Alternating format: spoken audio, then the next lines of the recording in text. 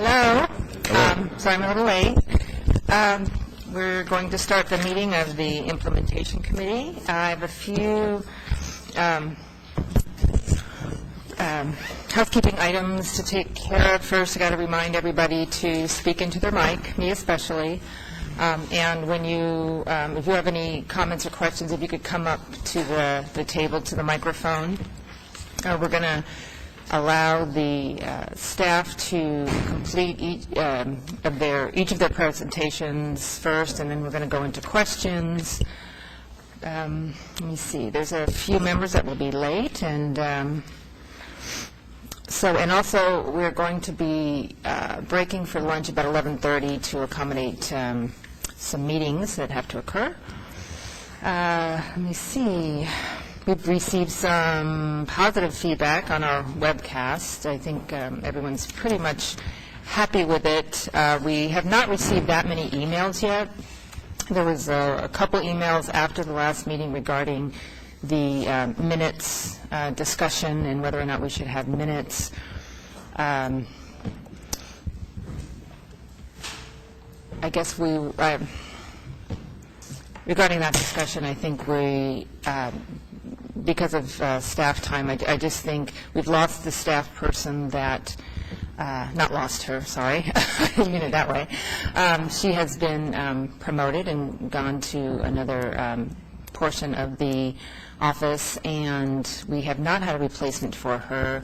So we're kind of short-staffed because the same analysts also do board items and IMP items, so we're kind of crunched for staff right now, and plus with the furloughs, you've heard that before, and it's really true. I've seen it, and there's just a lot of angst among staff that they really want to do a good job, but they just have to do it in less time. And if you could indulge us in at least for now, not now that we have the webcast, not having the minutes, and see how that works, and we'll could probably revisit it again when we get to the Rules and Procedures Committee, which is the next issue. We're trying to get a meeting the end of September, probably the same week as the board meeting, which is trying also, but I will keep you updated on that.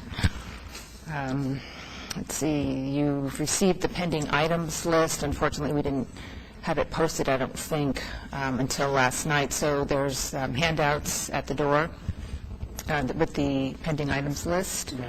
Yes. Can I take the opportunity of mentioning the pending items list to just make a similar comment to what I made last meeting, to just ask for further discussion, if we could, about how the agenda for the committee is set. And, I mean, just as an example, when we work with our Board of Education or a Bond Oversight Committee or another agency, we typically have an agenda-setting meeting, and I would assume that you guys go through a process like that.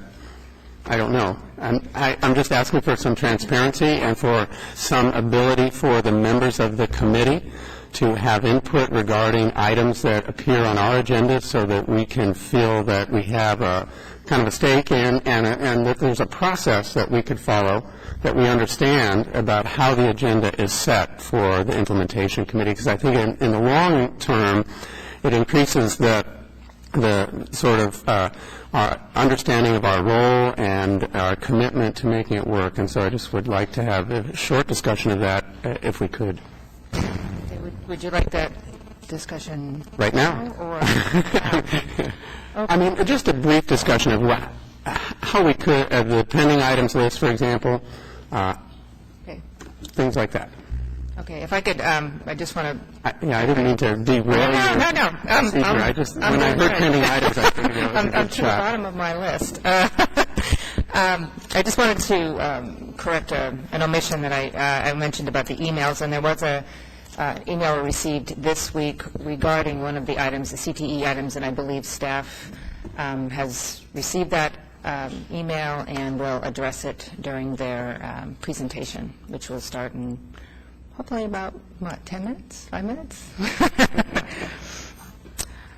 Okay, all right. If we could just have a brief conversation. I know we have until 11:30 to, hopefully, to complete this item. I'm hoping that it will take that much time to do it, and we'll give it ample time to be heard. Okay, would you like to start? Yeah, it's not. Oh, sorry. Okay. Here I try to accommodate people. No. No, okay. So then, so we're saying we can't have a discussion? I guess not. I'm not sure. Go ahead. I'm not sure how much you want to get into this, Bill. Right now, I think the last time we mentioned too that this is something that's probably appropriate. When we have these discussions at the Rules Committee, to get into what the rules should be. I don't want to get into a whole lengthy discussion of what the practice is. Again, this isn't something that we agendize. We have a full schedule today, but keep in mind that these items that staff prepares on top of all of the other day-to-day workload is something that we've always considered, because we do have our regular assignments in terms of processing applications. So that's always been one of the considerations, is basically how much can we actually put into it, and especially now that we have a reduced time, we have less staff and resources. So please, everybody, keep that in mind. We are trying to get these things out as soon as we can. We are trying to get you the items, at least a week in advance. But I think that a lengthy, robust discussion on the pending items and how that procedure should be is more appropriate for the Rules Committee. I can appreciate that, and I can especially appreciate that staff at the state level is on furloughs and has the same workload and less hours to do their work in, and districts are feeling the same way, believe me. It's not any different in school districts. I think that I'd like to ask then that we add an item regarding agenda setting and prioritization of pending items as a pending item on the pending item list, if that's the correct procedure, given what we have right now. All we're trying to do, I think, we all as stakeholders and people who are building schools and modernizing schools have issues that we face that are crucial to us, that we go through every day, and this is one of the few venues that we have to have good discussions with OPSC and with staff and to look at how we can make the system work better. And so I would hope that OPSC would value the input that we have regarding direction of discussions.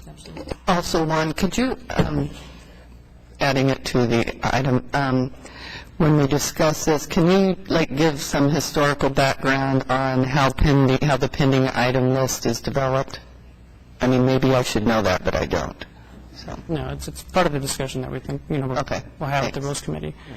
And actually, if I may, Madam Chair, there was an update that I was going to do on one of the pending items list. If I could take the opportunity to do that now. Okay. This is on the ALTED loading standards item. This one was brought up last time as part of the discussion on what's on the pending items list, and I committed to come back and give you an update on where we're at and why it's there and why it's been there for a long time. This issue came up several years ago. Basically, back in 2003, there was a study that was conducted by actually several agencies, OPSC, CDE, DOF, and the LAO, regarding the loading standards for the ALTED education program. There was a recommendation at that time to change it. It was presented to the board, but the board asked us to hold this item over for a future meeting.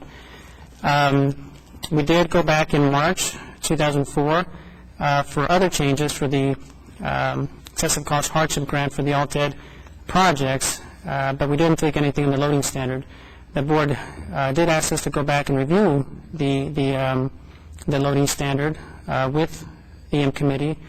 And in 2006, we basically submitted a report that said that to consider the loading standards, we also have to consider any possible changes to the grant amounts. And to do that, we had insufficient data at that point. So that's where we left it off, because we didn't have enough information from closeout audits on these types of projects to make any kind of findings. And it's been on there, as far as I know, ever since then. So that's where it's at, and that's where we left it off.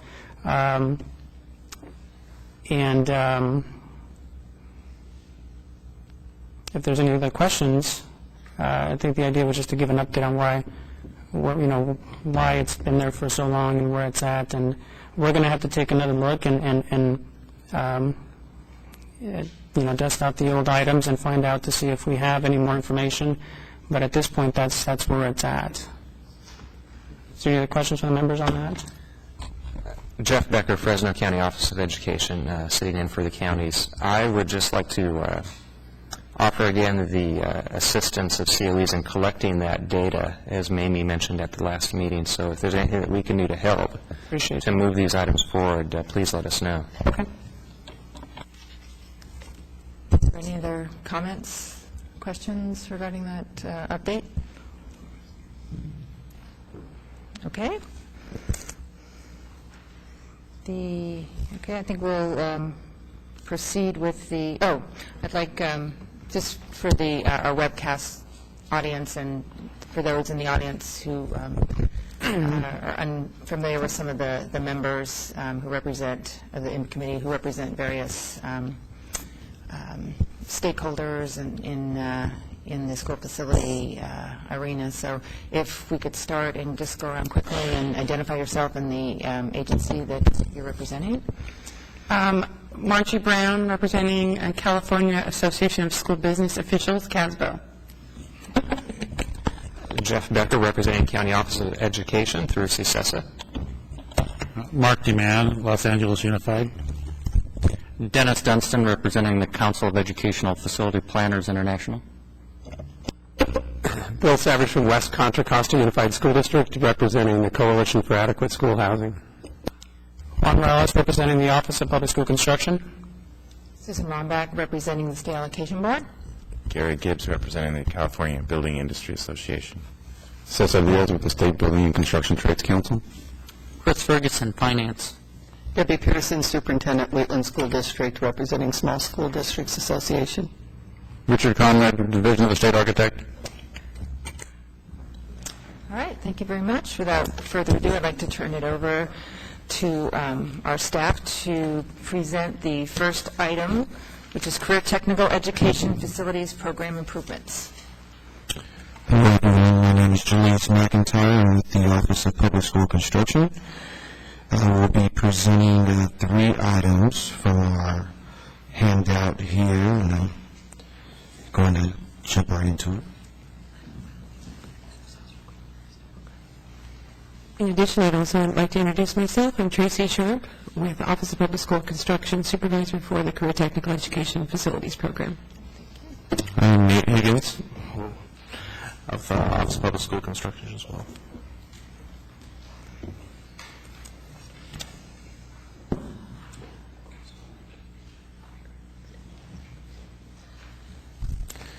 Our office has received the question that Madam Chair was referring to, and the answer to that question is pertaining to the extensions of the second cycle of the Career Technical Education Facilities Program, and the office has decided to extend that time period.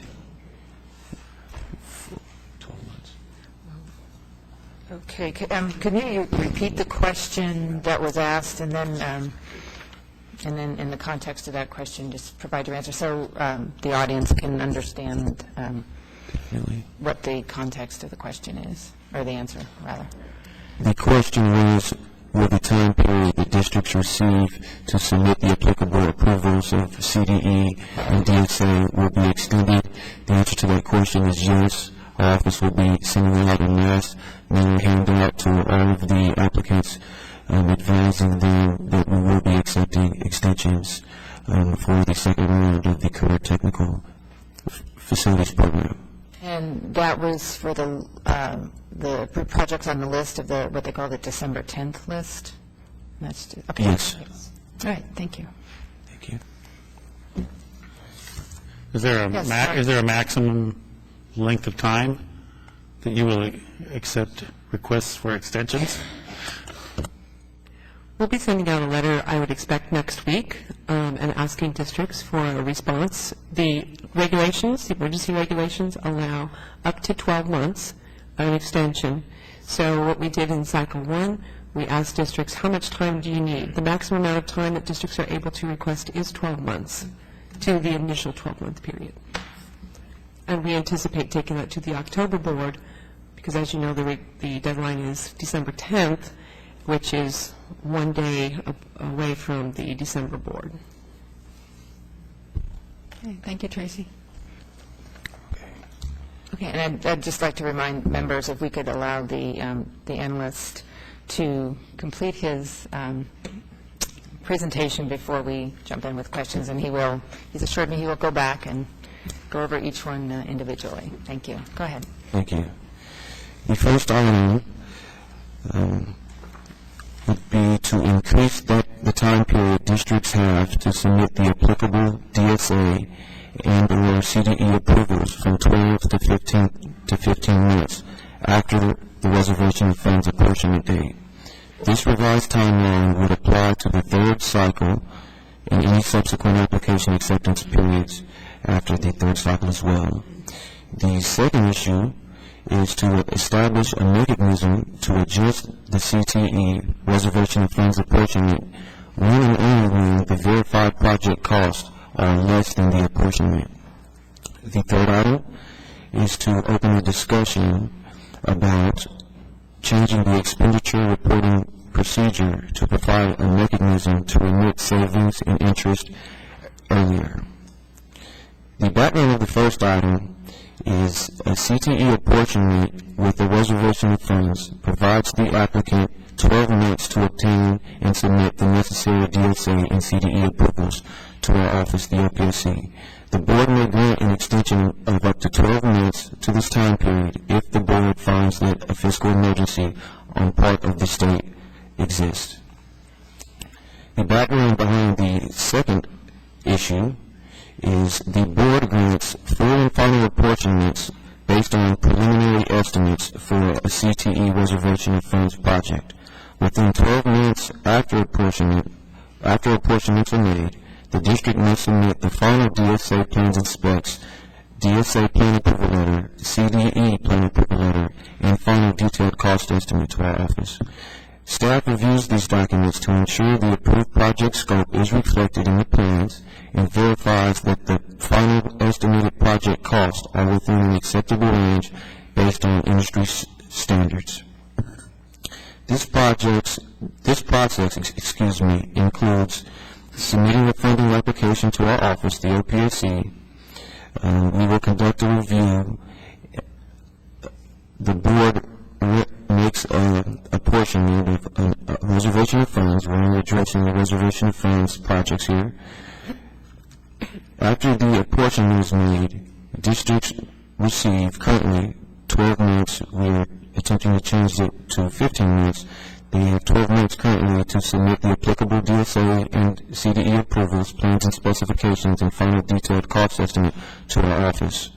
At that point, our office will conduct the final review, and the projects will most likely, as long as they meet all of the standards within range of the industry standard cost, they will be approved, and an acceptance date will be assigned to each project. After the district receives an acceptance date for a project, they have 18 months to submit for a fund release authorization. The background behind the third item is, of course, the expenditure reporting procedure. Annual expenditure reports for the CTE program are required beginning 1 year from the date of the first fund release until the project is complete. The project is considered complete and ready for final expenditure audit when either of the following occurs. The district submits the final expenditure report indicating that 100% of the project is complete and a detailed listing of project expenditures, or 4 years elapse from the date of the fund release for a high school project. The OPSC has 2 years from the 100% complete report submittal date, or 4 years after the final fund release date to commence the final expenditure audit. The savings amount is determined and verified through the OPSC expenditure audit. Below, we have the applicable school facility program regulation sections that apply to each 3 items. I'm going to jump into the staff comments and recommendations here. Staff comments for the first item, which is an increase to the reservation of funds time period. Staff, our office has received a lot of feedback from districts as well as DSA that 12 months is an insufficient amount of time to prepare the required documents and obtain the necessary approvals in order to submit to our office. Because of the competitive nature of the CTE funding cycles, some districts have stated that they do not obtain design professionals' services until the CTE apportionment is secured. CTE project scopes vary in size from modernizing one CTE classroom to adding multi-story facilities to a school site, which results in a broad variation in planning and design time. Extensions are only allowed when the board determines that a fiscal emergency exists on part of the state. Then the board can approve an extension of up to 12 months. Requests for this extension have been popular, resulting in 40% of Cycle 1 applications now having an extension to submit the required information and documents. This regulation becomes inoperative January 1st, 2010. Staff office, we are proposing that the attached regulation change to the reservation of funds time period be increased from 12 months to 15 months. This would allow applicants more time to obtain the necessary approvals and would be consistent with what is currently taking place with the ERP, Emergency Repair Program. A 15-month timeline could potentially negate the need for extensions by giving the districts more planning time.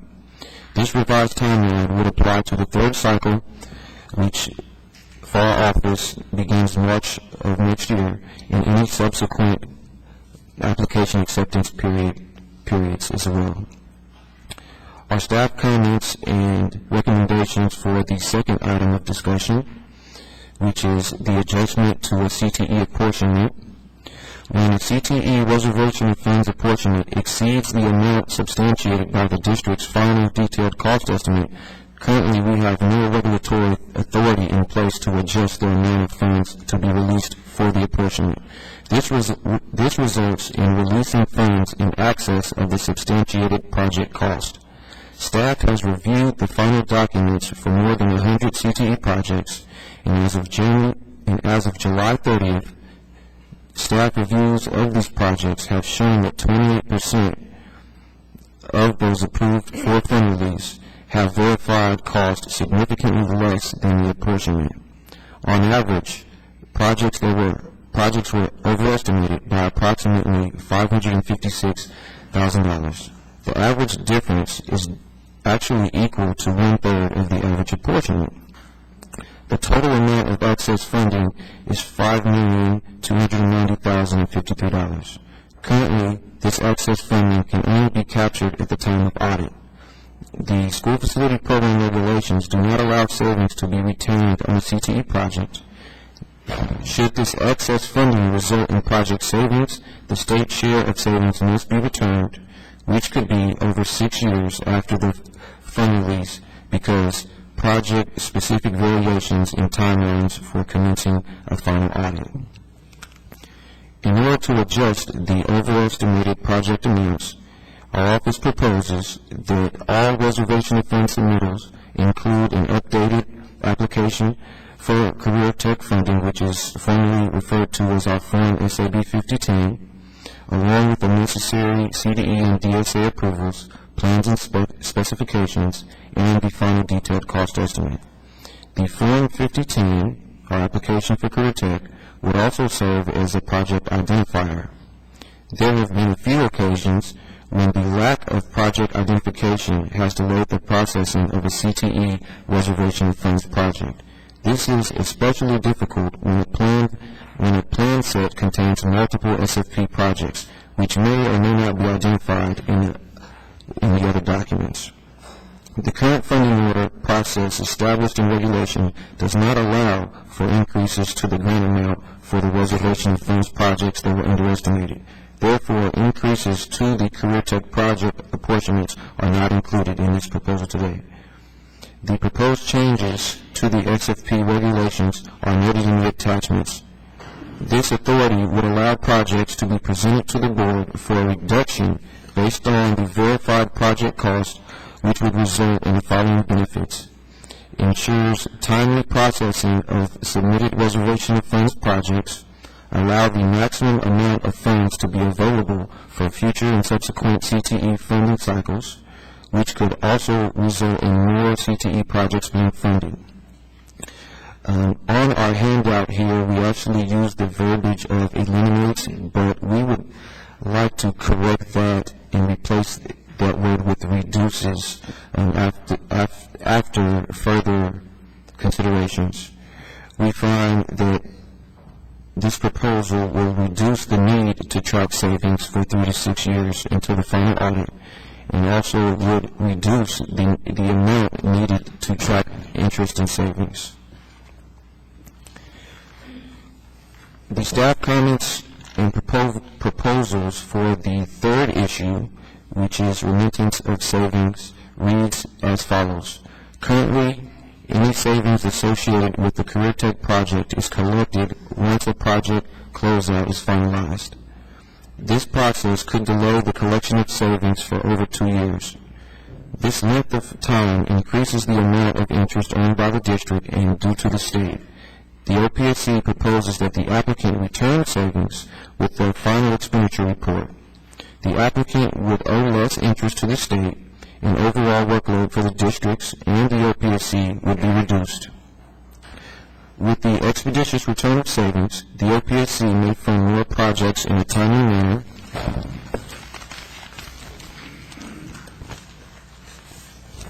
The OPSC proposes to supplement the Form SAB 5006, which is our expenditure report, with an attachment that provides a mechanism for the applicant to calculate and to remit savings and interest. The remittance of savings by the applicant would not constitute an audit as commenced. Will not constitute that an audit has commenced, At the final expenditure audit, the savings amount previously reported and remitted by the district may be adjusted.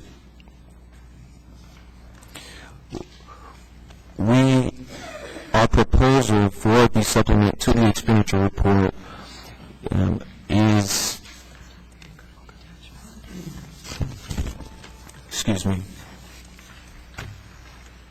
Attachment A, which is our next page, shows our proposed changes to the school facility program regulations. Section 1859.193, which is titled Career Technical Education Facilities Grant Determination.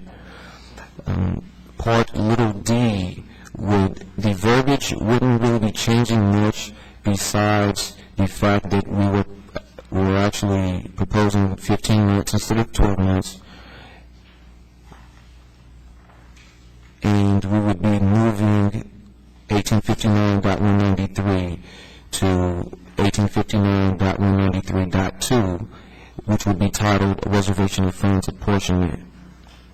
So 1859.193 little d would become 1859.193.2 little a, with a very minimal amount of changes to the actual wording. A would read, if an applicant meets the eligibility criteria in 1859.192, but does not have the necessary approvals from the DSA and or CDE at the time of apportionment, the board may apportion funds for the Career Technical Education Facilities project and reserve them for a period of up to 15 months. The grant amount to be reserved for the project will be the maximum funding as determined in Section 1859.193 A, B, or C. The change here would actually be 1859.193.2 little b. This would be our addition to, which would read, the applicant shall submit a new form, SAB 5010, CDE plan approval, DSA approved plans and specifications, and a final detailed cost estimate within 15 months of apportionment pursuant to little a. Our office reviews, the OPSC reviews and verifies final project cost. If 50% of the total verified project cost is less than the reservation funds apportionment, the applicant shall submit a Form SAB 5010 which concurs with the verified amount. The reduced grant amount shall be presented to the next available state allocation board meeting.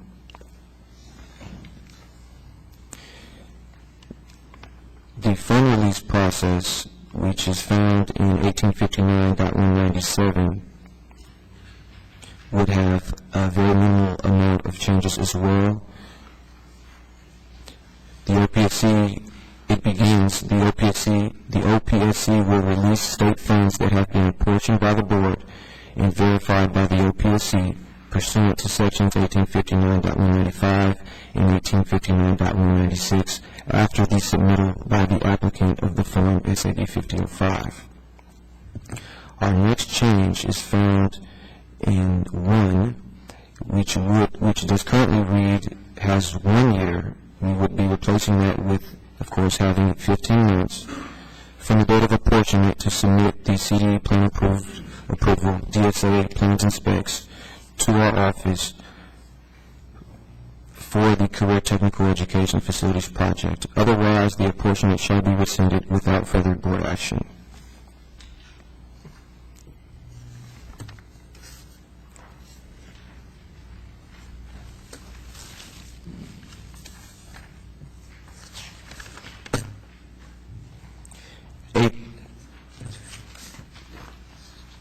The changes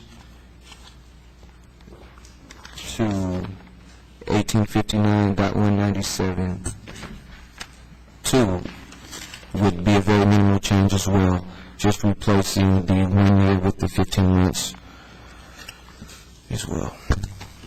Our next page here shows the proposed changes to our application's instructions and to our actual application. The changes are found in Part 1, which is for the type of application. We have some minimal errors here, and those are just that the first two, which are currently under handout labeled A and B, the wording should not be underlined because it is the exact same wording from our previous application that is not represented change. What should be underlined are all three, A, B, and C, because before they were not lettered in that format. Those are the only change to the instructions. Of course, the board that this item would be taken to, if it was approved, the revised date would be indicated up at the top left-hand portion of that page. In Part 1, C is our addition to these instructions, which would instruct the applicant to check the box if this is a reduction to a prior reservation of funds apportionment pursuant to regulation section 1859.193(2)(b), which we just read. So C is our addition to the instructions in application, which is reflected on the next page. Part 1, type of application, states to check only one. The addition to this application is Part C, which reads this would be an adjustment to a prior reservation of funds apportionment. And of course, the board date would be indicated at the top left-hand portion of that page as well.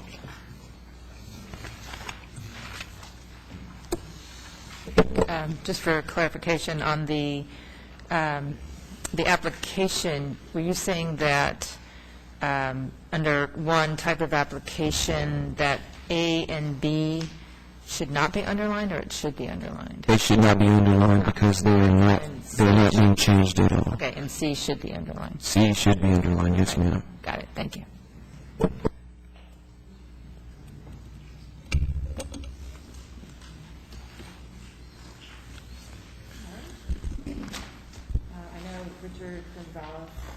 Richard Gonzalez.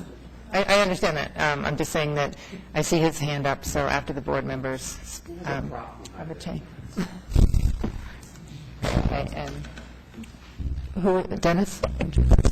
Yeah, I have a number of questions and comments. First of all, is the new cost estimate, which is the final detailed cost estimate, is that a new requirement for that cost estimate, or is that something that has always been required? That is something that has always been required. Okay. I have a concern over prior to construction limiting the apportionment on this based on a cost estimate and based on a cost estimating guide, because as we've seen in the past 3 years, we had an increase of about 30% in contract costs, construction costs over a period of a year, and then we had a decline of about 50% in construction costs over the next year. And cost estimating guides, particularly Lee Sailors, which your office use, do not keep up with those kinds of trends. First of all, they're about a year behind when they're published because they're an average of the previous year. And they don't keep up with fluctuations in the construction market. So if you reduce an apportionment based on a cost estimate based on Lee Sailors, you could very potentially be cutting a project short. And then I have another question, and that is there a contingency allowed in the cost estimate? I mean, I think that is the biggest issue, I think, is what Dennis is raising, is that if the proposal here, so we have a full and final apportionment, and you're asking the district to sign off on a full and final apportionment prior to starting construction, and say, I'm going to limit it to this cost estimate. But if in the current program, if there are costs that are eligible that occur during construction, those are eligible costs, and the apportionment may include them, and they are tracked, and then through audit, if there are still savings, they're returned. But this is limiting the ability of districts to have any flexibility during construction or prepare for any kind of contingency, unless there's a mechanism to change the full and final apportionment. In other words, if you're asking us to say, here's the estimated cost and there's no possibility for any change during construction, this is not a fair change. I understand why LPSC is proposing to do it, but I don't think that it makes any sense for a district to voluntarily accept a full and final apportionment with no ability to have any contingency for eligible costs that occur during construction. I just want to make sure I'm clear that when we're talking about the full and final, are we talking about the amounts that's reserved? Are we talking about the proposed adjustment after the 15 months?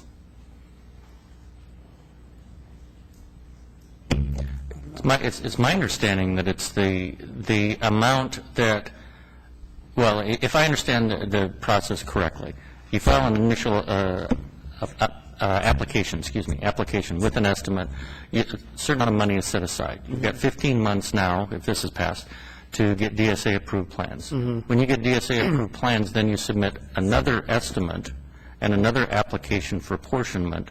And from what they're saying, now your apportionment is going to be reduced to the verified costs, and then you go to construction and build this.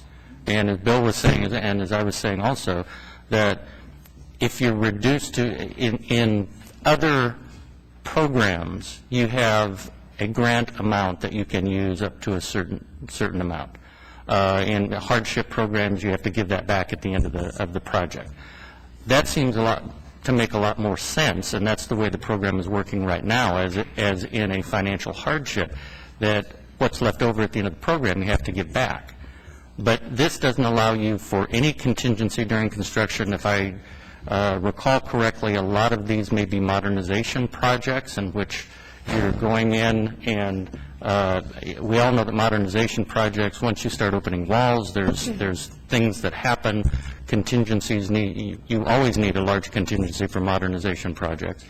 If we cut this off at prior to construction, you're not going to have that ability to recoup those costs. And the contingencies, Dennis, that you talk about in the MOD grant, how do we set those aside, or do we set those aside in MOD? I don't think Well, I don't think that we do it, but I'm not... no, you don't, but it's based on a grant. It's not based on the verified cost estimate. So, guys, help me out here. For the adjustment, we do it right now based on, we take a look at the plans that are submitted. We take a look at, just like a regular project. Can you explain, is there a difference between these projects, depending on the type, between them and, like, say, a new construction or modernization program, in terms of the adjustment when they come in 12, 15 months afterwards? Can you just briefly explain the difference between the review that's done for these type of projects versus, say, a project that comes in the door for a modernization with the full set of plans? I know that there's some differences between the programs, but in terms of the review, what would be the difference? We have projects that come in-house for a correct tech review. We would look at the plans and specifications and the detailed cost estimate to make sure that the scope of the project in its entirety has been fulfilled. For a regular modernization project, of course, there's additional grants, people grants that drive the final amounts. These projects are only analyzed from the perspective of the original scope of the project, making sure that the original intent and scope of the project as originally submitted to the California Department of Education has been fulfilled. As far as the amount of classrooms that they told us originally that they were going to construct and the total square footage that they were going to build and modernize. So the changes that we're really talking about, from the reservation 50 months later to the plans actually been approved, there really isn't typically no construction, right? So there's an amount that's reserved. You're just going through the plan approval process, and when you actually get the plans approved, your estimates may change. And then we're basing our adjustment on the actual set of plans and the, not actual cost, but on a more specific estimate, right? Definitely. Okay, I'm just trying to understand the process. I'm trying to understand the question, you know, during this time frame. Is it during this time frame that we want to set additional contingencies, or after this adjustment? Well, maybe I can help a little bit. You know, the issue for us is on a new construction or on a modernization application, when PVT takes a look at it, they're really looking at the extra costs, the site development costs, because we have the base grant that builds the buildings. Right. Okay, where with CTE, we don't have a base grant that builds the building. So you're looking at a cost per square foot to build my concrete or wood frame or modernize my building. And so that's where the issue is, because we need a contingency. And just to give you an idea what's going on, we got a 24-hour notice from Nate. I'm sure, who's Nate? Are you Nate? Hi, okay. San Ramon Valley. And thank you. And on the cost estimate. And it was great. Nate was talking with my cost estimator, and Nate was explaining to him about the Sailor Guide, except he probably didn't know he was actually talking to the man who wrote the Sailor Guide. He was actually talking to Lee Sailor. He is our estimator. So it was an interesting conversation. I'm not exactly sure how it got resolved. My guess is it went my way. But because I hired a guy who writes the book. But again, there are always interesting variations on how we do those cost estimates. But to make us go backwards before we've built it is problematic. And I have a more fundamental question on stamp page 4, because you say the regulation does not allow us for increases.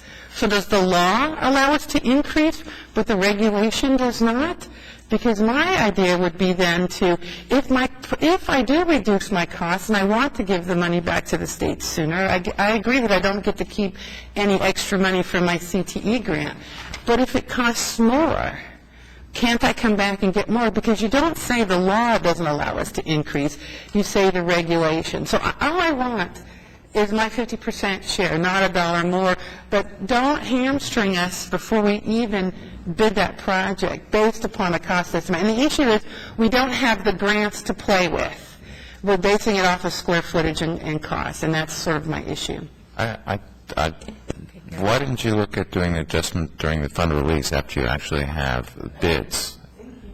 I mean, instead of that at least you can make your adjustment then, and it's not 6 months, 6 years down the road, but you actually have actual costs. I'd just like to add, on currently, the way the 5005 is written, for most projects, you would have to have at least 50% of your project under contract. That requirement does not exist for CTE. For a fund release? Correct. Okay. Yeah, I'd like to add one other thing very quickly here, in that when we process a project that's not a reservation of funds, when it comes in the door as ready to go with DSA plans and specs, that project may or may not be under construction. It could be, and often is, in the same status as a reservation of funds project when it's getting, when the documents are coming in. And for those projects, it's the same review. We look at it for the costs in the cost estimate or whatever stage it's at, and the district is asking for a certain amount, and they get their apportionment, and it's all substantiated in that cost estimate, and then goes to the board, and it's done. There's no increases, there's no decreases until, or, no increases, no decreases. The district is eligible for their fund release right away. So I think one of the things we're trying to do here is kind of even up that process and making them all kind of same playing field.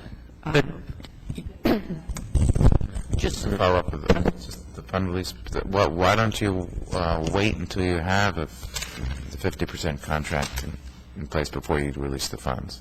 Then at least you have something you can base it against. Why is it different?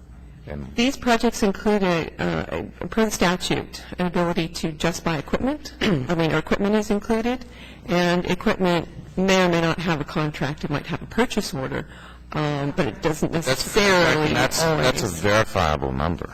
So, if you strip away equipment, are they mainly equipment related, or are they? It's a whole variety, yeah. Or maybe on the construction side. Okay, Juan, Dennis, and then Cecil.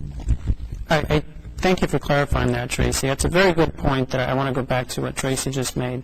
And I want to make sure that we're all clear that the adjustment, now we're talking about reservation versus an adjustment 15 months later. The adjustment, the review of the adjustment is no different than, say, a project that comes in the door with the set of plans. It's the same type of review that we do now, and that's currently in practice. Okay, so if a project comes in with a set of plans, we do this review. We want to do the same exact review for a reservation 15 months later, correct? Okay, I think that's a very important point. So I think the questions that are coming up now is basically how do we do the current calculation up front for regular projects maybe that have a complete set of plans that are ready. So we're just doing the same thing that we're doing now. No, I think it's different. It's with a standard project, whether it's a modernization project or new construction that's based on grants, you can plan the project with contingency in there. You can plan the design with contingency. And so if during construction, if the bidding process, if the bidding climate is higher than what the cost estimating guides say, then you've got a contingency to take that into account. With a system like this, where it's based on the cost estimate, what is in the cost estimating guides, which are just guesstimates. I think even Lee Saylor would say that they are just guesstimates because they're not a reflection of today's bidding climate. You don't have that ability to have that contingency in there to account for the fluctuations in the bidding climate. The other thing that you don't have is you don't have the ability to have a contingency in case you run into unforeseen circumstances during the project, such as perhaps if it's new construction, you have soils conditions that are increase the cost, or if it's a modernization, you run into dry rot or something within the walls. that you have to take into account. So in a standard project, in a modernization project, again, you can plan for contingencies for those things in your budget and take that out of the grant. In this process, you can't do that. Can I add something very briefly? I was referring only to career tech projects in my comments. I was referring only to career tech projects that come in the door as a full apportionment, not to. Okay, I just want to make sure that was clear. Okay, Caesar, and then Margie. Cesar, with building trades. Just have a question on the remittance of savings, and I see here there's some interest that would be paid back to the state. Could you guys explain sort of the time frame and what that interest rate would be in terms of if there were some savings identified in the proposal, the process to pay that back? The interest rate is determined by the PMIB. Okay. It's based on the fund itself, the county's, I believe it's called the County School Facilities Fund. Let's do the right turn here. Margie? So can we go back to the estimate and how we get the estimate? Because I think the difference is when we have a new construction or a modernization project, you guys aren't giving estimates based on square footage of building costs. You're really, the PVT is mostly looking at those ancillary bumps we want. Small site size or 1.5% for sprinklers, or all the things that we're looking at, but also looking at the calculations for my utilities and on my off-sites and things like that. Whereas for CTE, since we're not getting a grant, they're basing it on square footage, time, you're giving me a building cost allowance, and so we're really hampering ourselves. Now, I do believe in maybe, I don't know if Nate's the estimator here, but I know you allow us some escalation, because I know we factor escalation when we think we're going to bid it, what we think is going to happen with costs, but I don't know where you are on contingency, because that is a big deal. I mean, I don't ever plan a project without putting some contingency in, and if you make me give it back before I bid it, you're putting all the liability on the district. And I know we put contingency in our estimates when we submit our CTE career tech applications. I think we put a little contingency in there. Wait, I'm sorry, you do include them in the I think we do in our original application. We try to. I don't know if it's allowed, but we do. To CDE, I do, because that's how you do a project. I mean, you wouldn't remodel your bathroom with, huh? But let me ask what you do, what's happening, because I haven't seen my cost estimate where we ended up, but what do you allow? We do allow contingencies in the initial preliminary cost estimate to get the apportionment. From that point, after the preliminary apportionment is secured, contingencies are not allowed upon review of the DSA plans and specs. So we do get them on initial submission. You get the reservation with the contingency. But then once I have my plan stamped, I don't get you take the contingency back away, right? And so is there a way that we could do what Gary Gibbs has said, which is do the adjustment after I bid it? Plus a minor contingency. Yeah, plus a minor, right, you know that. You need a contingency as well. But I agree, especially on modernization, because I don't care if I bid it or not. You open a wall and I'm in trouble. So it's a problem if you, and I understand that you want the money back if I'm not entitled to it, but I'm entitled to it until I actually build it. At least that's how I think the grants work now. So, okay. And I just want to make sure that I'm clear.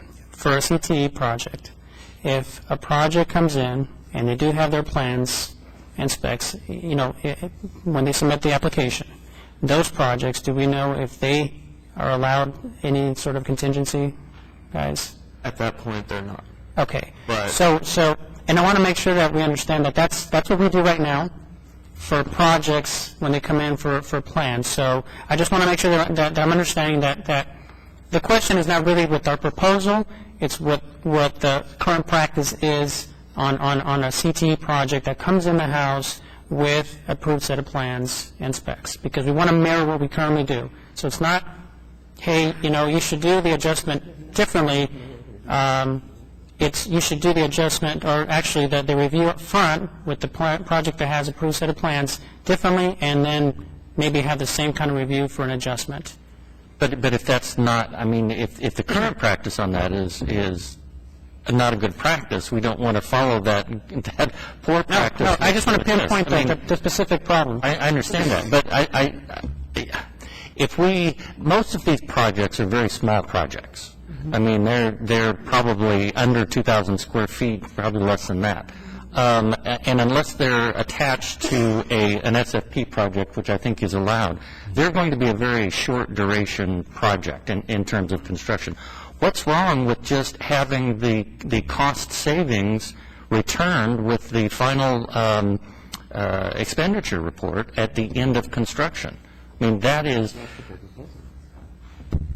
No, they're not giving... That's one part of it. Yes, I'm sorry, you're right, but why not take out that portion that says it's reduced prior to construction, and just leave the portion in that says the savings comes back at the end of construction? You're saving a lot of time that way.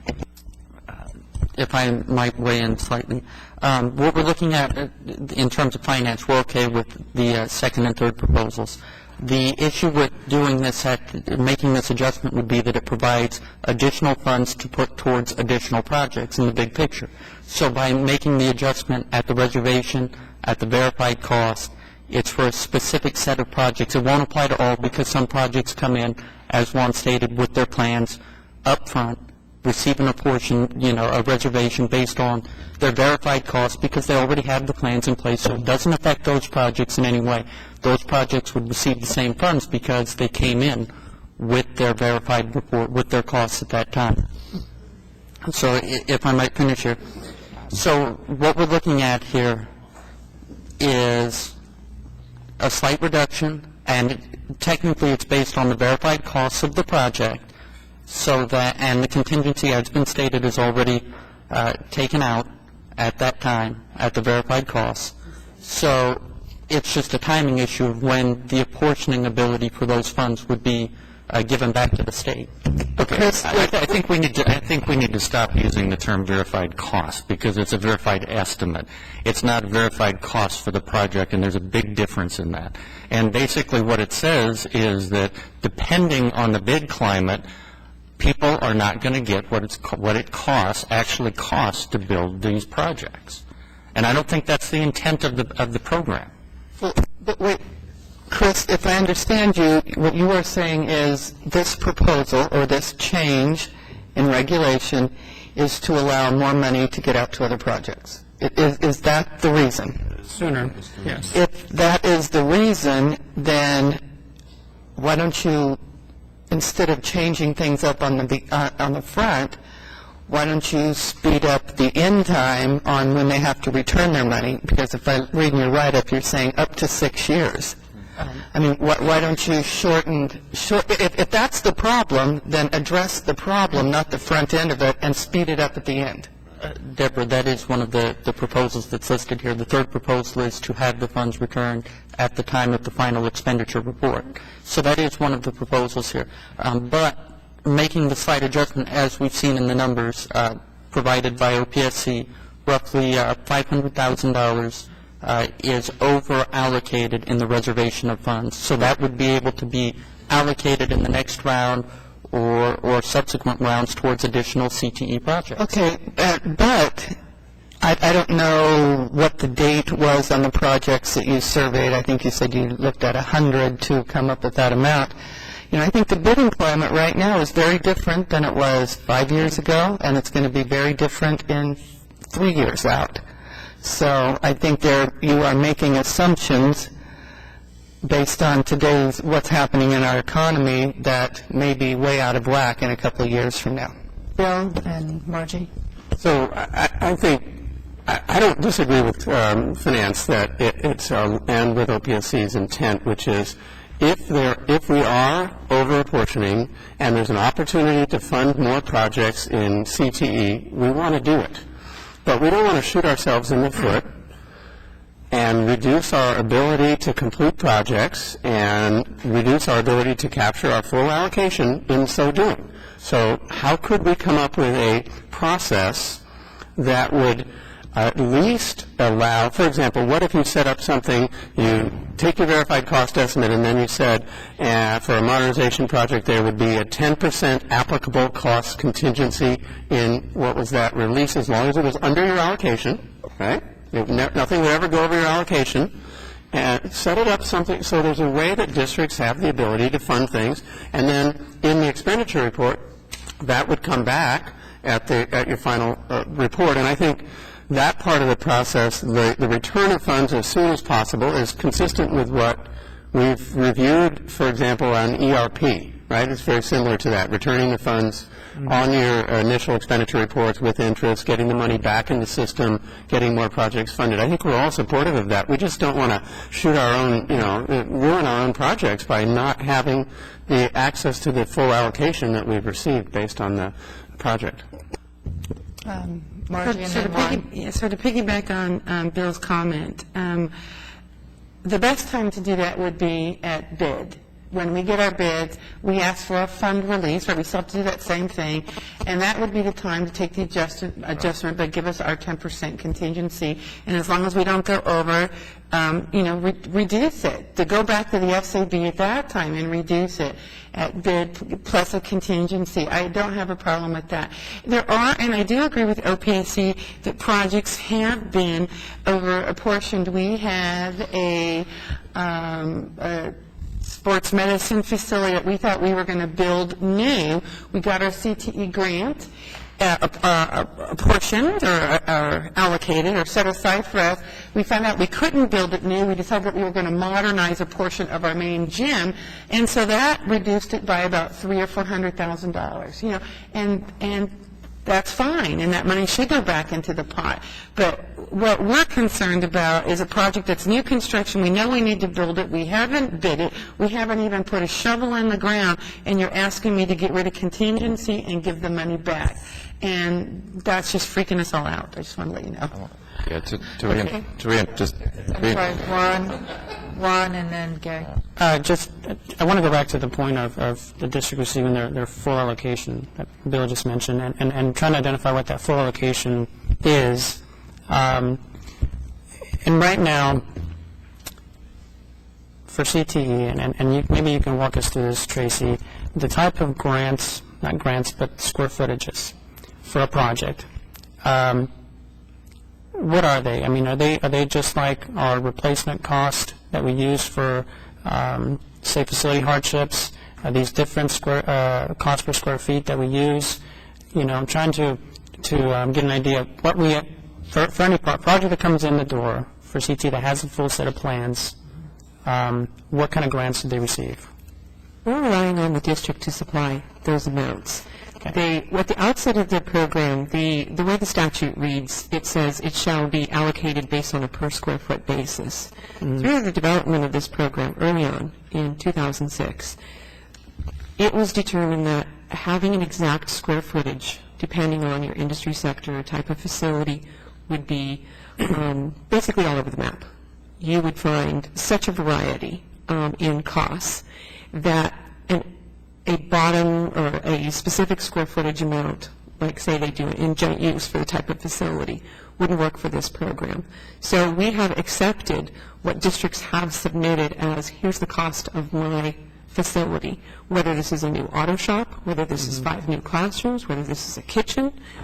We look at the facility itself, type of construction, plan verification team does a review based on what's in your construction and compare it to those industry standards. So there is not a specific cost per square foot flat number that's used. The other thing we see, say if it's a modernization could be as small as just updating all of the electrical in a particular facility, and that's it. They bought some equipment to go with it. Or it could be much more expansive than that. So as far as an exact square footage amount, we have not, relied on $300 per square foot as the allocation, for example. Okay, Gary, then Caesar, and then... I definitely agree with the principle of sweeping the money back sooner than later. The 6 years seems like a relatively long time. And I can just give you one specific example of the extremes between cost estimates of DSA-approved plans and actual bids. We had I was involved with one project where comprehensive estimates in December of 2008 of about $32 million for an elementary school. We came in with actual bids in July of 2009 of close to $22 million. It was almost a $11 million reduction. So I'm with Dennis or Marjorie, anybody, in the sense that you might want to just look at the baseline of adjustments at time of actual bids with some minor contingency, because I think that's fair for everybody in a way. I mean, that's more the real world, or at immediate closeout. And in either case, you're going to capture whatever the savings are sooner than later. It's not going to be much different than at time of doing your estimates, your final estimates. So. The other question with regards to the we're looking at projects that have been overfunded. There has been other projects, perhaps some underfunded. Can you detail some of those? Is that majority versus what we have here in terms of overfunded projects and what the balance is there? I don't have specific numbers on those that were underfunded today. I know there are some. We're not seeing that many. The majority of the ones that we see that are, because within the program itself, for new construction, there's a maximum grant of $3 million, and for modernization, there's a maximum grant of $1.5. Where we see the ones that are over, they were over, at the outset. It could be part of a big performing arts center under that industry sector that costs a lot more than $6 million total. So we do see some projects that are much bigger than even the maximum grant that could be given. I have a question. In third cycle, how much money is left over Right from now, the 15? $85 million. $85 million for the third cycle. Okay, Dennis, and then we're going to go out into the audience. I saw Richard, Lyle, Eric, and Bruce. And, I'm sorry? Joe, okay. Tracy, I have a question for you. Let's take that example you gave of the electrical. If a district applies for the electrical and they submit a cost estimate based on just changing the electrical out in a facility, and they get in there, they open up the walls to do the electrical, and they find dry rot in there, is there any mechanism currently in the process to take account for mitigating the dry rot that they discover? Not at this time. I mean, we do offer an opportunity for a district to submit a change of scope, but they're not usually that minor, I should say, or they haven't been type of construction, like just in that regard. It's been bigger issues.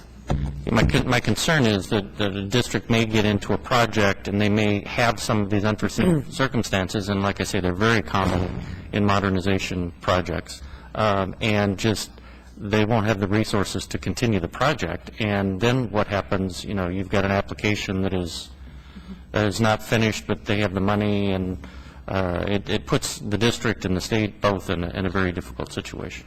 Ron wanted to respond. Yeah, I just wanted to respond real quick, Dennis. Those kind of projects may qualify for facility hardship, depending on the issue. So it might be in combination with another project, not necessarily a CTE project. This still ties up the money for, while you're going through the process of figuring out the facility hardship. So it ties it up for an extended period of time. The other piece I'd like to quickly add is that we rely, and I believe Julius mentioned this earlier, on the project that was described in the initial grant application and looking at the scope of the project that goes to the board as part of a package. As part of what we're looking at is the money was dedicated and intended for this scope. We understand there are other things that can come up, but that's a big thrust of what we're looking at. Okay, thank you, Tracy. Before I go to the audience, I just wanted to, I should have done this in the beginning, but there's 3 parts to this item, and right now we are on item 2, and wanted to see if we wanted to finish this number 2, and then we'll go back to number 1. Again, we're going to be breaking for lunch at 11:30, so we'd like to take care of that. And so to the extent the audience comments are on item 2, then we can proceed. Richard?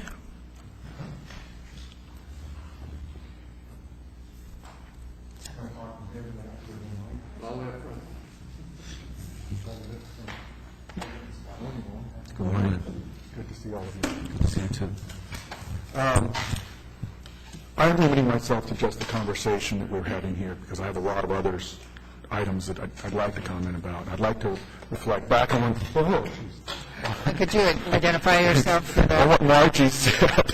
I'm sorry, could you identify yourself? Oh, I apologize. Richard Gonzalez of Richard Gonzalez and Associates. Thank you. I'd like to reflect back again on what Margie said, and that is there is really a difference in the way the computations are made and how things are being evaluated. Okay. There is a difference in the way things are worked out. In the SFP program, there's a commensurate test where there's an estimated full hard construction cost. We add into that the site development aspects of it. Then you have to deal with just the soft costs that are potentially in the project. And then that adjustment happens before you go to the board and receive your full and final apportionment. When we have the CTE program, you're coming in, as Dennis said, with a cost estimate, which we come up with, as Tracy said, some form of what we think it would cost to build some kind of a facility that CDE said would work for this trade. There is no commensurate test here. It would be impossible to do a commensurate test in some cases because some of them are 100% equipment. Some are 50-50 equipment and buildings. There's all sorts of variations, just as she shared. I understood the focus of this is from prior discussions that I've had with Tracy on some of the clients I've had. The original scope that was designed in the CDE package couldn't work for one reason or another as it was defined in the grant proposal. But there was no mechanism to reduce those costs out if there were some things taken out. Things like whole buildings. Whole buildings were being removed. And I understand that's why we're here on this particular point. It's not to figure out, well, should we take the savings now? It's a case of there's a major change in scope. And how do you deal with a major change in scope? Okay? To ask the district to return the money at the time of the plan verification is, as Dennis said, is just a cost estimate. You can't tell what that final number is going to be until you build the work or you buy the equipment, whatever that case is. Should there be a reduction in the time frame? Well, I reflect back to Deborah's comment, I think it was. Maybe we should be reducing the amount of time that we need to review it. Maybe in the second annual review would be a good time to know how much money is still not going to be spent. I have a client that's just not willing to hang on to all that money necessarily, but they don't want to let go of too much of it too soon because of the very reason of that we're not really sure what that final cost is going to be. We want to be sure we've covered ourselves. I think that the law itself, in minimizing it to $3 million, isn't it the law that is it $3 million? Okay? Was anticipating that we're not going to spend very much money on these projects on a project-by-project basis, so that we could spread that money as far wide as possible. And many districts didn't even bother asking for the maximum, as I understand it. So I'm sharing that, yes, I think there needs to be an adjustment opportunity when there is a major change in scope. And I think between Department of Area and OPSC, you could come up with some definition, oh, geez, half of the buildings are gone now. This definitely needs to get brought down.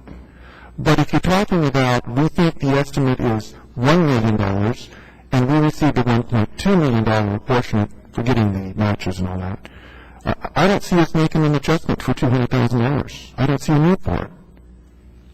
Okay, Ron, wanted to address that? So maybe a threshold. If you're more than 5%, 10%, if there's a difference more than maybe, say, 10% upon adjustment, then adjust it. If not, keep a threshold. Is that kind of what you're suggesting?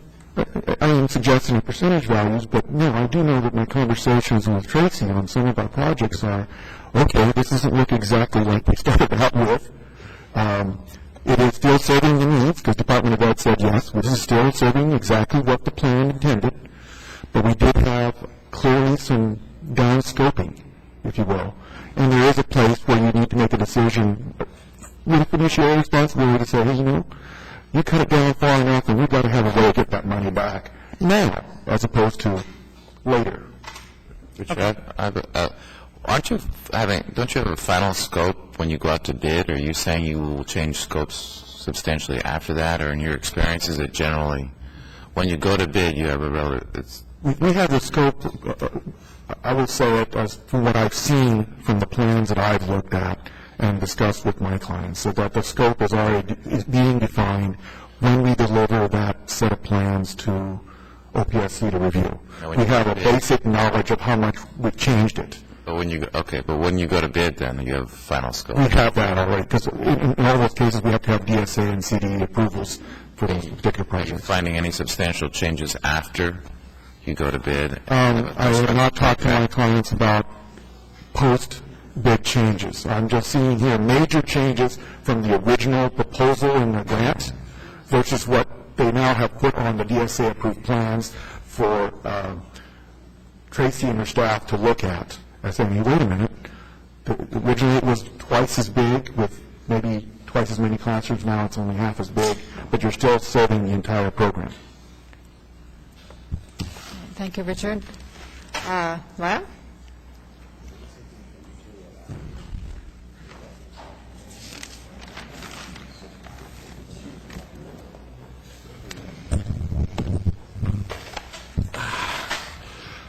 Good morning, Miles Smoot, representing Los Angeles Unified School District. I sat over there in that chair so long my legs went to sleep, so I'm having trouble getting up here. Since you've asked us to limit our comments right this second to number 2, I'll do so.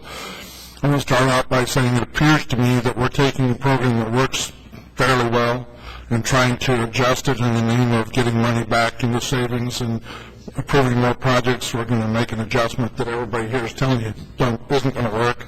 It's going to make the program more difficult. So I think if you look at it in that context, then it has some change in scope. But one of the things I want to point out to you, and is very relevant, is that the math doesn't work here. If you took 100 projects and 28% of them got $500,000 too much, that should be $14 million. If you're saying on average that 100 projects got $500,000 too much, that'd be $50 million.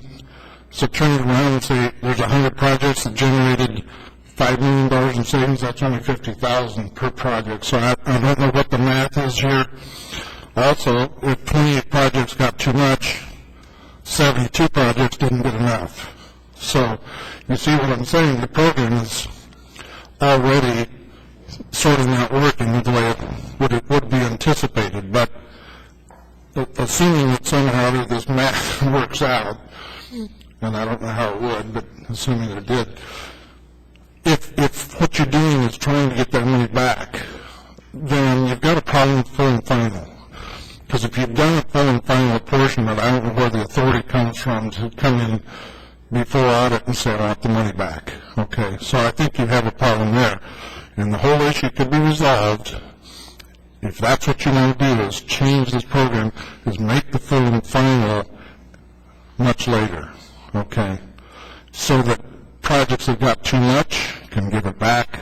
Projects that didn't get enough can get more. And I think that's a real important piece of the puzzle here, that you're only talking about taking money back when it's too much, but you're not talking about what happens when districts have underestimated.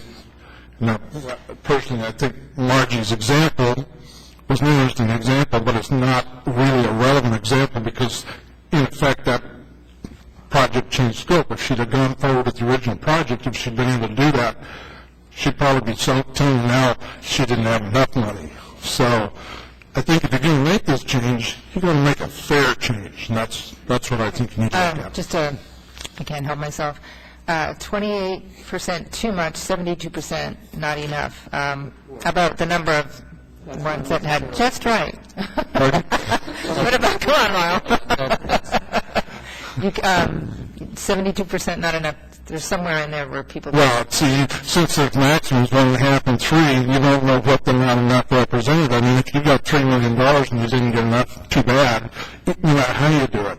If you got $1.5 million on a project that could have got $3 million, and you turn it around and say, okay, if the average overage was $500,000, was the average underage $500,000? And so really, instead of having $5 million coming back, you should have had $5 million going out. That's the way the math kind of works out, because it's, give or take a third of the projects got too much, so 2/3 didn't go up. If you just say, okay, $500,000 right now, which by the way I don't think it is, but assume it is, you're $5 million the other direction. You should have given out $5 million more than you did, and so there's no money to come back. I think the whole thing starts to crumble if you look at it from that perspective. Okay, Warren wanted to respond. I think the idea, going back to the first issue on the full and final, I think the way we're trying to structure this is a reservation of funds with a sort of a final apportionment, similar to COS. There isn't the full and final until you get to the final apportionment. You reserve some money, preliminary apportionment, and then you convert. I think the structure here, we're trying to mirror that in the sense that you get a reservation of funds, estimates, and then with the plans, just like a final conversion with COS, that now becomes your full and final. So I think that's the idea. I think it's a great idea, Warren. I really do, because in the COS program, it has now become very clear that every reservation was too much. And there's plenty of money, so that when a district, including Illinois, by the way, comes back and asks for the final apportionment, there's plenty of money to cover the final apportionment. The adjustments are made up to 5 years later to cover cost increases, et cetera, et cetera.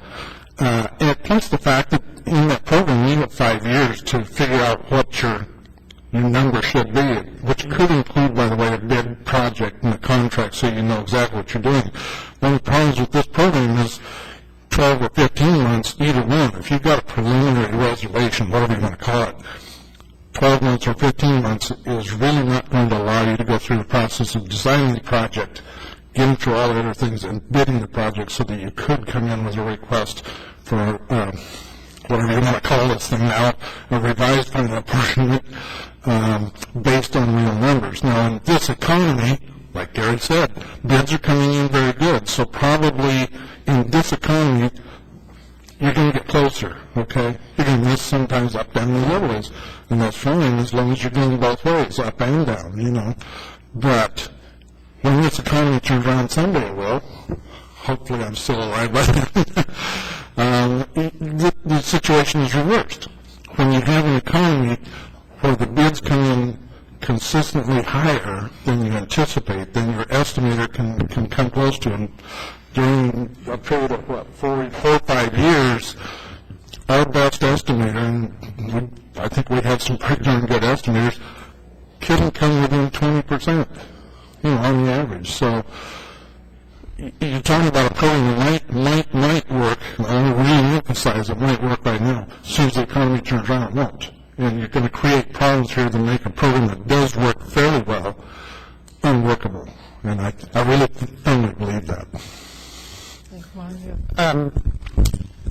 Going on the other issue as far as the adjustments, and I'll let Tracy answer the rest of this, but it's got to do mostly with the competitive cycle, the amount of money that we have per cycle, and whether there's going to be additional funds available. But, I'll let Tracy go ahead and answer that, but I think it would take significant rework of the program itself at this time to be able to consider increases to the grants. A specific amount was set aside for Cycle 1 with a ranking system, a certain amount for regions, distributed by high school enrollment for that region.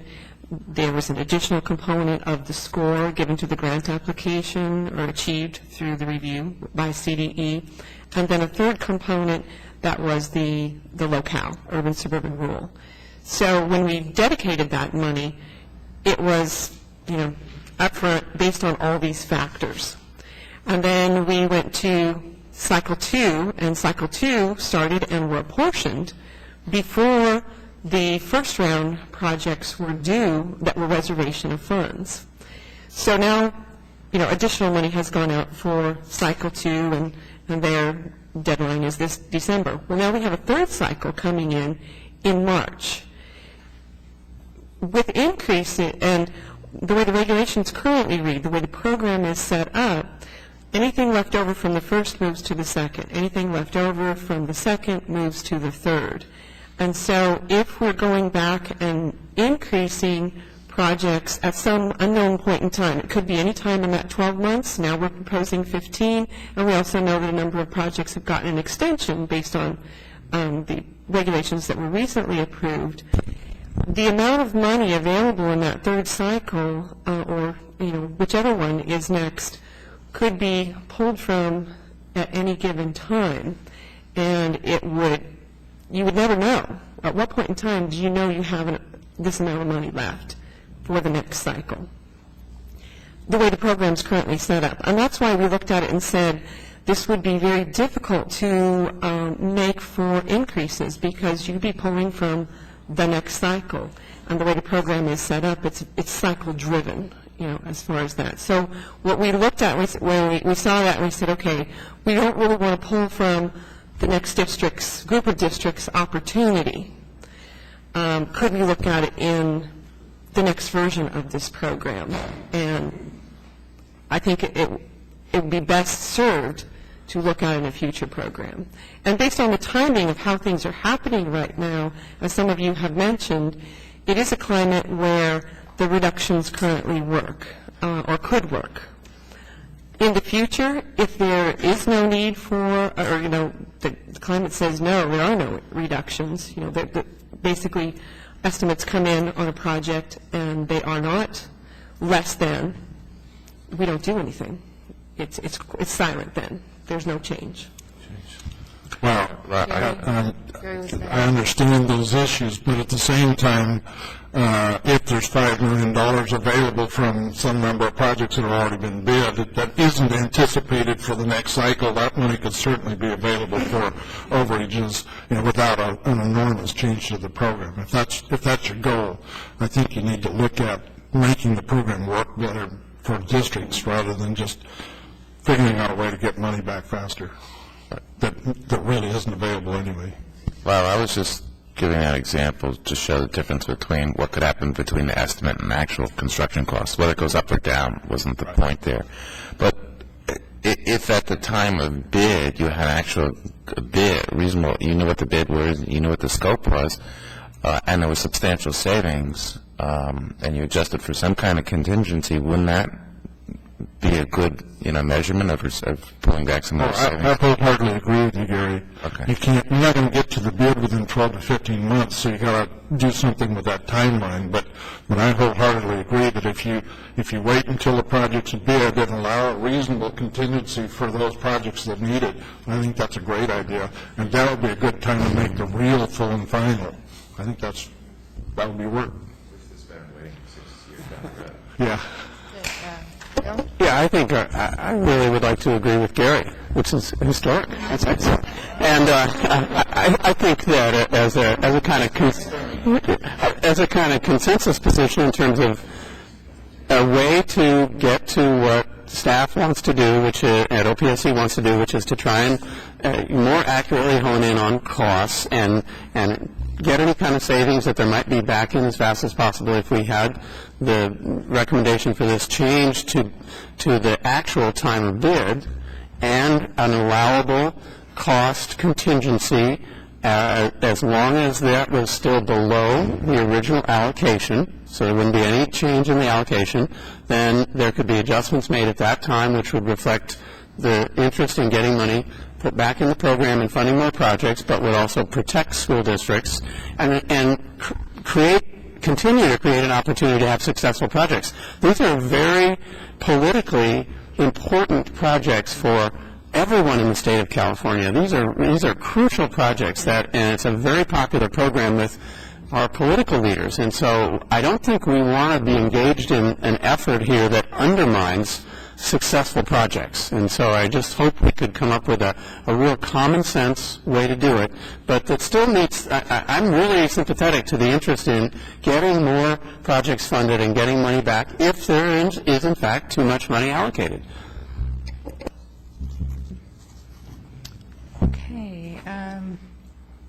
Mark, did you have a comment? Okay. Lyle's disappeared, so. Yeah, I think Eric was going to, or did? Actually, Bill and Lyle raised my concern already. Okay, thank you. All right. I think I had Joe, yes, thank you.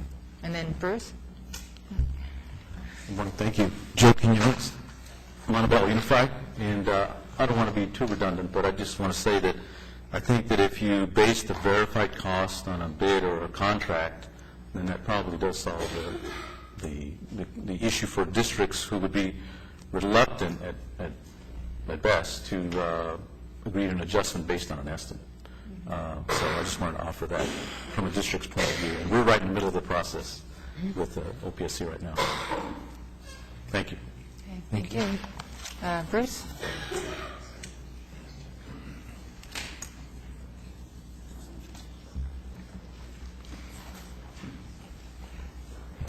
Thank you, Bruce Hancock, Gunnison Park. Sounds like some great suggestions on maybe how to get to the desired result of getting the money back into the program as quickly as possible, which I think everyone supports. So I'm not going to address that. But I do want to address the proposal and understanding that it may be modified and some changes result. But right now, the proposal is to require a new Form SAB 50-10. And I think currently, staff can help me on this, but I think currently that is not required.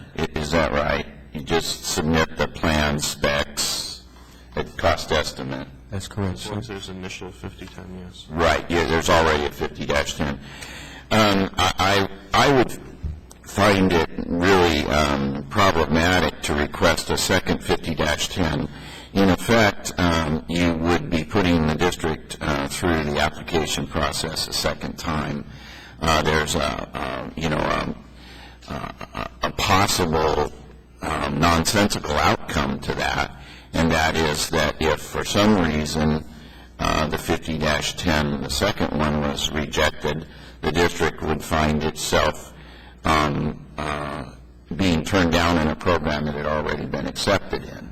So, however, there may be a solution, and that would be something like a 50-10A, which didn't have the certifications, didn't have some of the other things that were a fundamental part of being approved in the first place, but went to these cost items, if that's necessary, or however that might be necessary, depending on these other discussions. So I would just appreciate your consideration that requiring a second 50-10 not only puts OPSC in the position of reviewing the application again, but it puts the district in the position of reapplying for a project that's already been accepted and approved for. And so hopefully there could be a subset of that form that a district could submit to provide the required information at the later date. Thank you, Bruce, and I think Juan wants to speak. I think that's a good suggestion. And the only thing that I think we would like, and I think it's important for districts, is to make sure that there's concurrence on this adjusted amount. And this was a vehicle to have the district say, okay, it's going to be adjusted. We agree to this new amount. Here it is. So that's why I think the 50-10 was a suggestion. Right. I figured that was it, Juan. So I would suggest maybe just taking it down to just that crucial part, have this sub-form and just have only that. But, that is an interesting discussion, and I honestly don't remember the history of it very well. But doesn't the board have the authority, or sometimes in other programs, just reduce apportionments? Or when you make a, let's see, I'm trying to think my way through this quickly.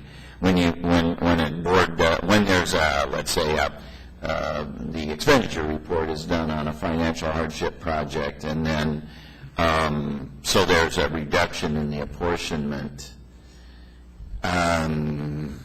Is that something that the board has to do? Doesn't the staff have the authority to reduce an apportionment? I know not to increase it, of course, but to reduce it. Is it necessary to go through some sort of formal process to do something? This is going beyond my area, but I think so. And I think it actually has to go to the board, too, to make that adjustment. I would have to rely on my auditors, but I'm not sure, Bruce. I think it has been. I think you're right about that one. I'm not sure that it always did. And that's what I said. I don't remember the history of that one. That's another subject, so. Okay. And I'm not sure that folks would want the staff to have that authority to reduce apportionments. Just a guess. Okay. Can I just address that, Susan? Is that I think the issue isn't, being worried about the arbitrariness of the staff. Districts can always appeal things, but it's more about the complexity of the process. Steps, doing things that don't have to be done. They weigh on everyone. They take away staff time. They eat up district time. And that's all. The only reason that I even bring it up is let's watch for doing things we don't have to do. Yeah. And I didn't mean to make light of that. I couldn't help it. Is there any more comments on this? And I can summarize, and perhaps we can go to the first item. Okay. What I'm hearing is that there's an issue about the adjustment being made early, before there's a bid or before there's a contract or before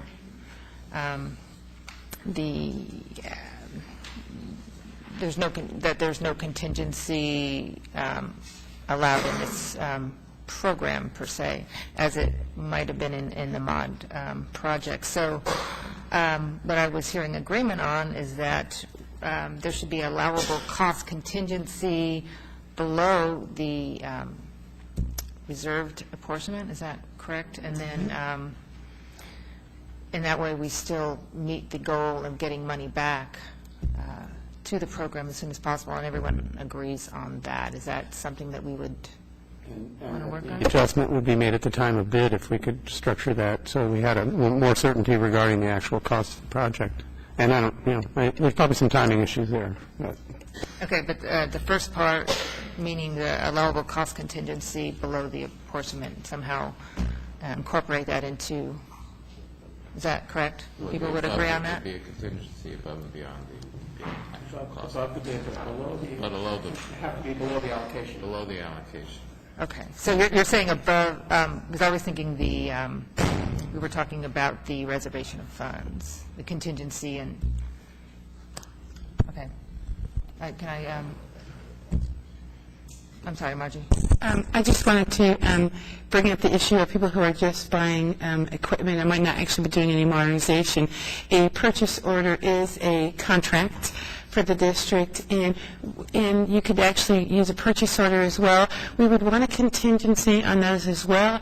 I can't tell you how many times equipment comes in, it doesn't fit, or shipping, the equipment's too heavy, or it doesn't fit. So we would also want a contingency on purchase order, just not on construction, because I can't tell you how many times stuff comes in and it's wrong and they charge you a restocking fee. So if you use a purchase order for the equipment, we'd like to have a contingency on that as well. It happens more often than I care to admit. Juan? I just have a general question. Do bids typically already have a contingency? No. No? Okay. And just to talk about the contingency for a second, and using the industry standard term that you had in here, I mean, I think since you started it, typically if we're in a new construction project, we would set aside 5%, and with the modernization, we'd set aside typically up to 10%, just as a guideline. And again, I think as long as what we're proposing is that I think as a consensus in the discussion, do the adjustment at bid time, allow a contingency that's within the industry standard as long as any of this calculation occurs below the allocation the funding allocation. And then the difference between the bid plus contingency and the allocation would be the amount that would be returned or to the program. Is that? So I have one comment on bills, and that is that these are smaller projects. So typically on new construction, I have a 5% contingency, but on little tiny projects, if I have one small issue, so I'm going to suggest that it's 10% on new construction bill. Don't kill me before I even get out the door. So it should be 10% on what? 10% on new and mod. You know, I was just going with the industry standard.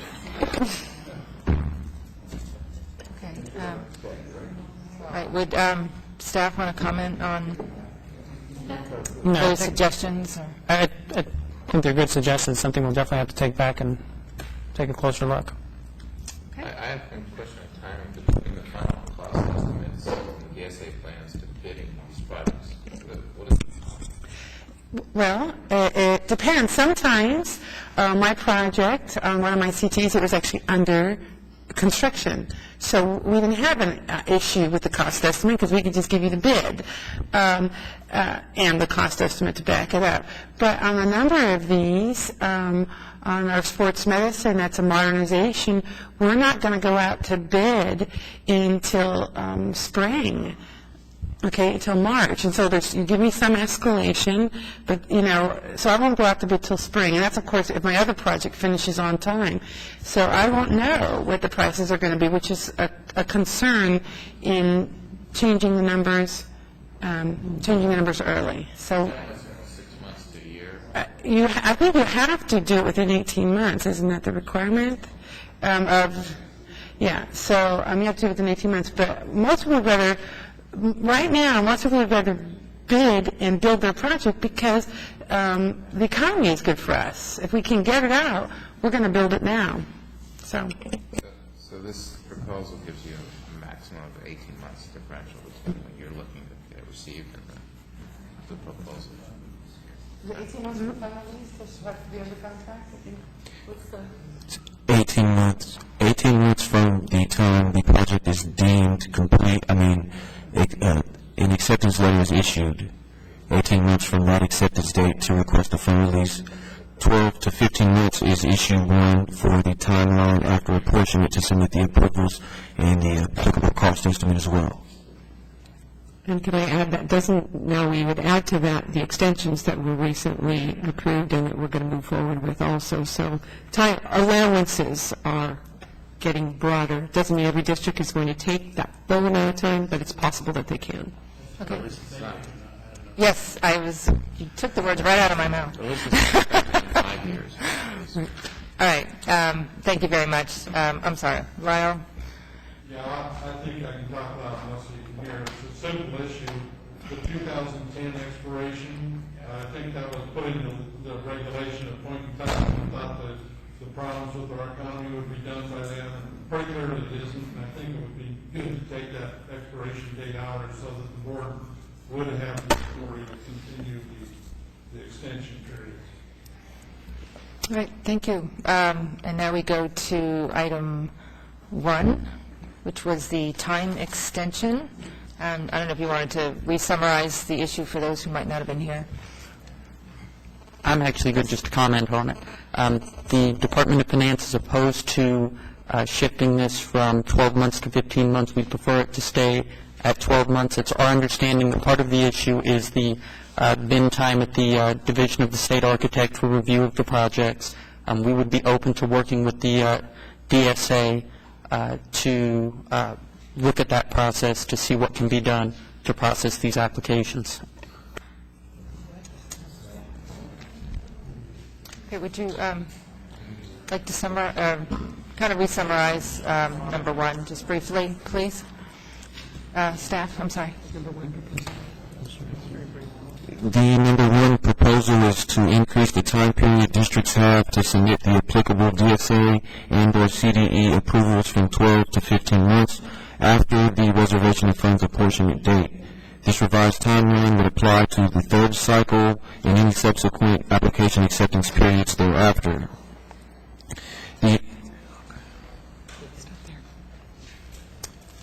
Okay, members, any members want to comment on that? Yes, Dennis? Yeah, just Tracy and all three of you, is the major reason why projects are being delayed or taking more than 12 months, is it in fact DSA bin time, processing time? Do you have any idea? It's a combination. Their initial DSA's bin time, from what we understand, has been up and down of late, but it's been a lot of requests, verbally and in writing, from districts stating a variety of issues of needing a little bit more time, and that 12 months is very compact. I think we noted in our write-up that what I've heard directly from districts is that because this program has been so competitive, they waited to get to have a secure apportionment before moving forward. A number of them did, not knowing, do we have enough? Are we going to get our $3 million grant apportionment? Okay, great, it's secured. Now I want to move forward. Now I feel comfortable moving forward. I guess my point was going to be that if DSA is one of the variables in here, that their time frame goes up and down in terms of approval times, can we take that out of the equation? Can we say, rather than having DSA approval within either 12 or 15 months, that you have DSA submittal within 10 months, something like that? That way, whatever it takes in DSA is whatever it takes, and we don't have to include that in the overall process. That's it. Chris, sorry. I think finance would be opposed to that. We see these projects as being important to proceed. That's why we prefer the 12 months to stay in place. We'd like to see districts moving on these CTE projects. And we think, in terms of this 10 months that was just thrown out there, we think we prefer to work with the DSA to ensure that those applications and the review process is completed within the 12 months. But if this is something that it's a requirement of the district to have this process completed within a certain period of time, we're placing that requirement on them, and they're totally have no control over what DSA does. So I guess my point is that if a project gets hung up in DSA for any reason, the district should not be penalized. And I understand your concern. I think what our position is that we would be willing to work with the DSA to ensure that districts aren't running into that issue. Councilor Furloughs? Am I? Susan? Gary? Yeah. My thoughts on this process, you really need a reasonable end game, and DSA approval is a really good goal that we should all be shooting for, and that you need a motivation for everyone to strive for that, including DSA. But the difference between 12 and 15 months is relatively immaterial in the overall, scope of things in terms of just with the goal of trying to move projects forward. So I guess my position is that you keep the DSA approval, but you go to 15 months and give them a little more flexibility. I don't think that's that unreasonable, especially given your history that you're saying that they're struggling to get it within 12 months. So. Okay, Bill, Richard. just wait for me, please. Richard is next. Bill? DSA has for some time offered an opportunity, if a district knows that there are time constraints involved in their projects, they can request to meet preliminary meetings with DSA to set out a schedule that they need to meet, and DSA will commit to times if the district commits to times of getting plans prepared and submitted, and DSA can review them to meet the schedules.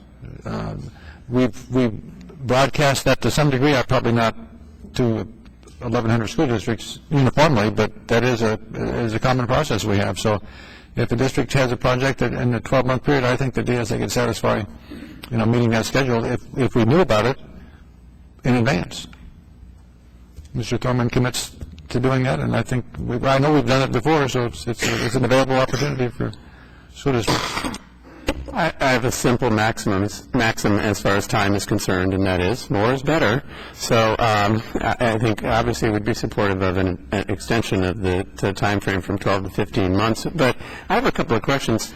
It says the way I'm reading it on page 3, the extensions are only allowed when the SAB determines that a fiscal emergency exists on the part of the state. Did we already go over this? I'm sorry if we did.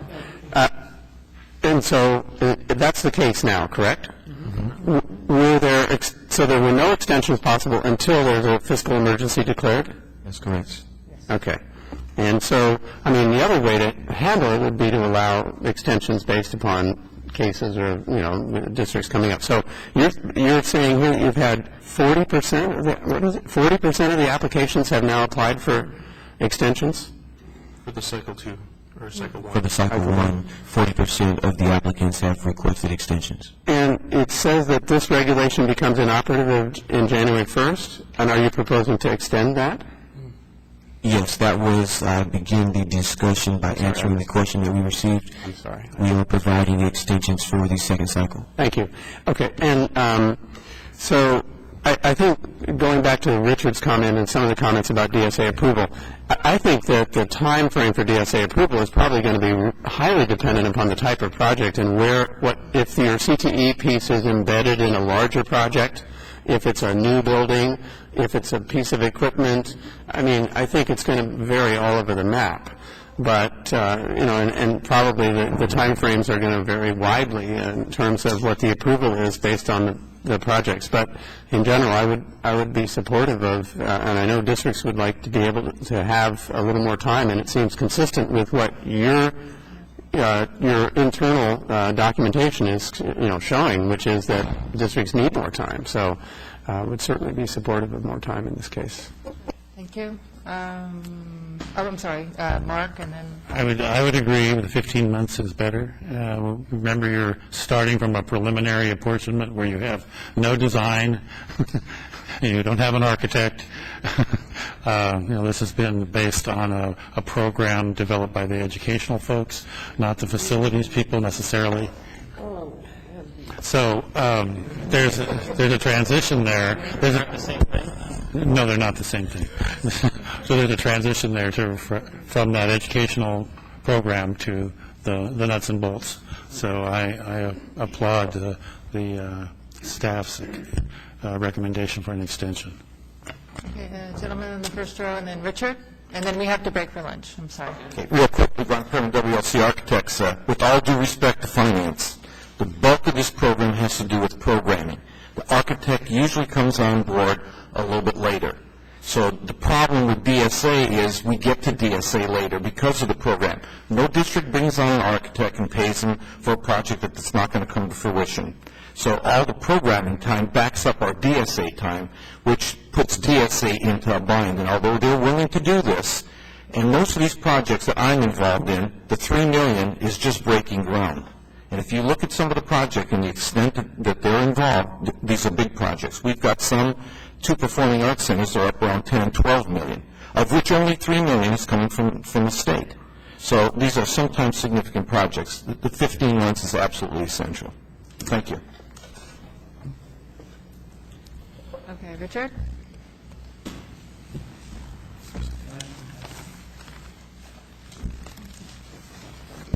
Richard Gonzalez again, of Richard Gonzalez and Associates.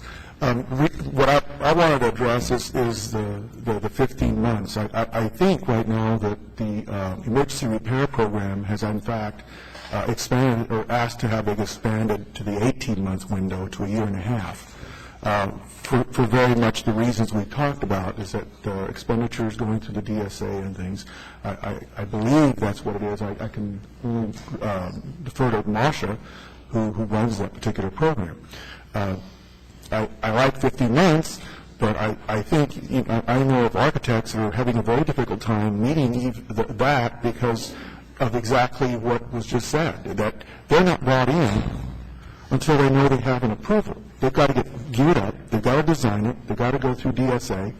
Okay, DSA has issued memos through CASH that they, if you tell me this is a CTE, we'll give it some right up front work.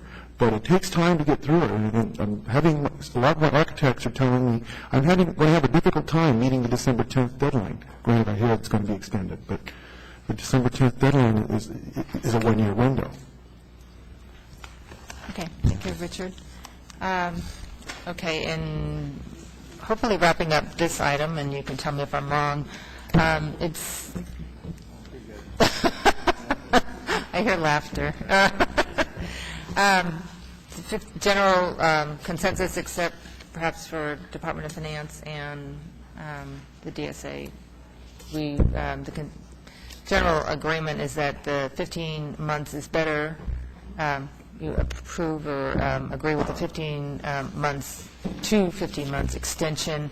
And if I was hearing DSA correctly, Richard, excuse me, that you would like to know ahead of time? I mean, it would help you if districts...